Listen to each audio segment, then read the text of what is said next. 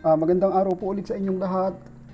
Nandito tayo sa pangalawang episode ng series ko na Paano Madaling Matuto Mag-Drawing. Kasi maraming nagtatanong kung mahirap nga ba talaga mag-drawing. Sabi ko, mahirap kung hindi mo malalaman yung mga techniques. Actually, merong mga techniques na madadali kung paano tayo matutong mag-drawing. Kung napanood nyo yung nakaraang episode natin, makikita nyo na diniscuss ko doon yung pagtingin sa shape o sa hugis ng isang bagay bago natin siya i-drawing. Pero bago tayo magsimula, iniimbitahan ko kayo na mag-subscribe dito sa aking channel para sa mga susunod pang episodes at mga series na kapupulutan nyo ng aral katulad nito.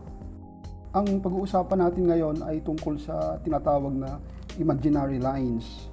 Ang imaginary lines ay linya o mga linya na ginagamit ng mga artist para makita yung proportion ng isang bagay. Imaginary siya kasi hindi naman talaga siya nag-i-exist sa totoong buhay. Parang ini-imagine lang ng artist na merong linya yung particular object na yon o bagay na yon para makita niya yung proportion niya, yung bawat elemento ng bawat detalye niya na hindi siya magkakamali. Madalas kong ginagamit ang imaginary lines kapag nagdo-drawing ako lalo na ng tao.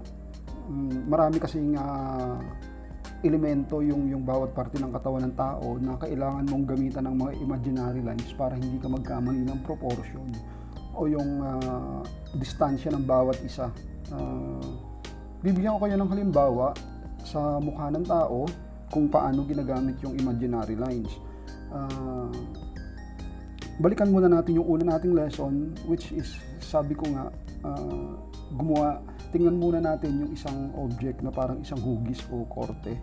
So, kapag nag-drawing tayo ng mukha ng tao, ang naiisip natin ay korte siyang itlog. Diba? Ganyan ang korte ng itlog. Ngayon, kung nahihirapan kayo sa ganyan, pwede nyo sigurong gawin na dalawa siyang bilog. Meron kasing nahihirapan na mag-drawing ng korteng itlog agad. So gagawin natin isang malaking itlog, isang malaking bilog at isang maliit. So ayan, yun ang pinakamabilis na technique para makita natin yung proportion ng mukha ng tao. So anyway, balik tayo dito sa isa na korteng itlog. Ang imaginary lines ay yung linya na hindi naman nag-i-exist sa totoong buhay, pero ginagamit natin siyang panukat para hindi magkamali yung distansya ng bawat isa.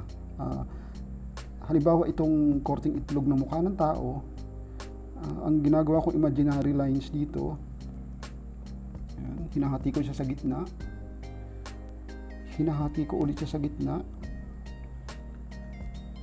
tapos yung dalawang parte na to,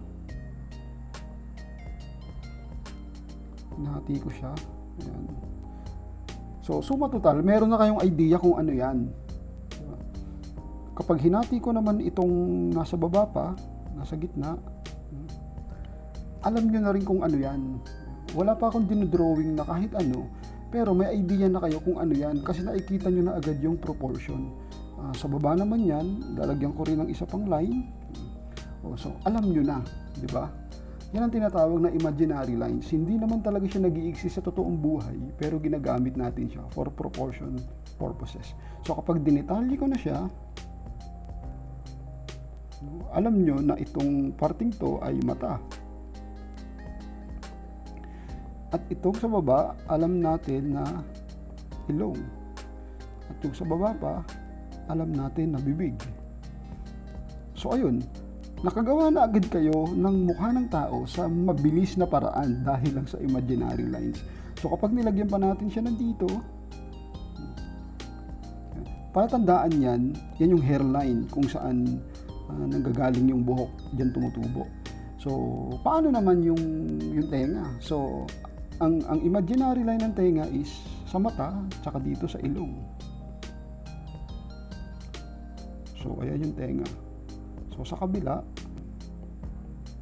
ganun din. Ayun.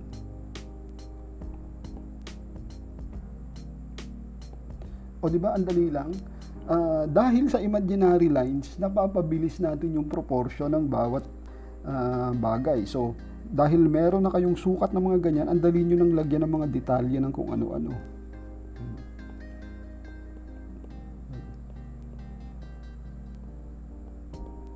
Yan. So, maraming pinagagamitan itong imaginary lines na to, hindi lang sa tao.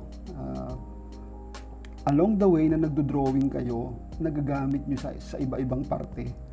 Ako nagagamit ko siya, halimbawa, kapag nagdo-drawing ako ng tao na naglalakad sa kalsada or mga sasakyan na nasa gitna ng daan, maraming sasakyan, di ba? Komplikado na yon. Ginagamitan ko siya ng mga imaginary lines para hindi ako masyadong magkamali. So, napakaraming gamit nitong imaginary lines na to. So, kailangan nyo siyang pag-aralan kung saan nyo siya ginagamit. Kaya nga siya imaginary, kasi ang gumagana dito yung imagination nyo.